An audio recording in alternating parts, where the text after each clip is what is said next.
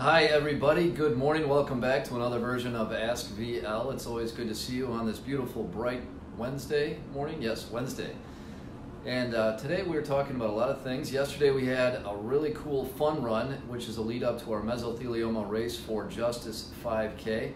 The track was beautiful. We had a lot of people come out, get ready for the race, which is less than a month away.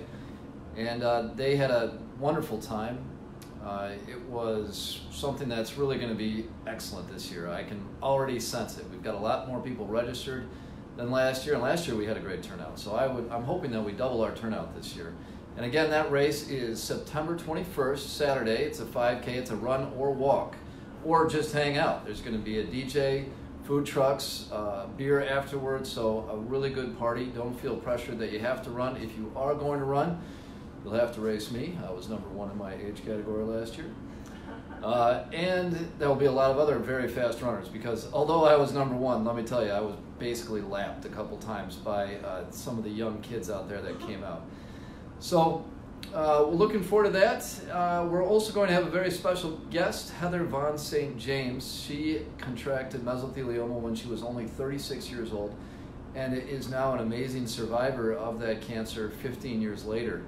She is a spokesman that goes around the country and I think around the world from time to time speaking on mesothelioma and the hazards of asbestos and how she got it. So now she's, I think, 50 years old, so almost 15 years of dealing with mesothelioma. So again, she's going to speak at the race, and what I was going to mention about her was she contracted it secondhand, meaning from her father who worked with asbestos, and that surprises a lot of people because they figure the people who get mesothelioma are the ones who are the users, the guys that are in the trades. But unfortunately, it's a lot like secondhand smoke. So you'll see a wife who gets lung cancer from her husband smoking, same thing. You'll see a wife who washes her husband's clothes, or in the case of Heather Von St. James, she used to wear her father's jacket that he wore to work on a daily basis. She would wear that around the house when he got home. And asbestos fibers get in the fabric of the clothing and can very easily come out when you shake the laundry out, or when you put a jacket on, or you give your dad a hug, or your husband a hug.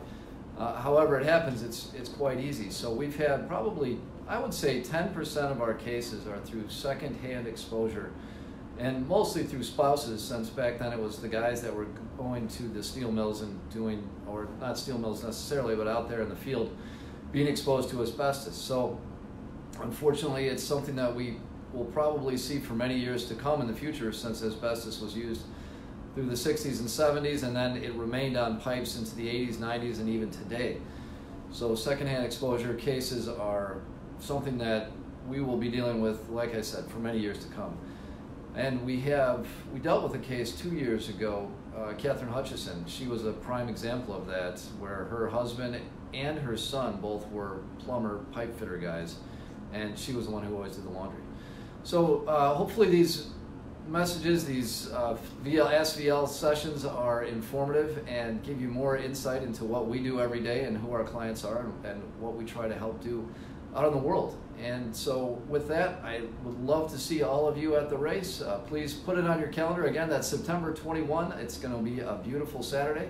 Thanks as always for tuning in, and we'll see you next time.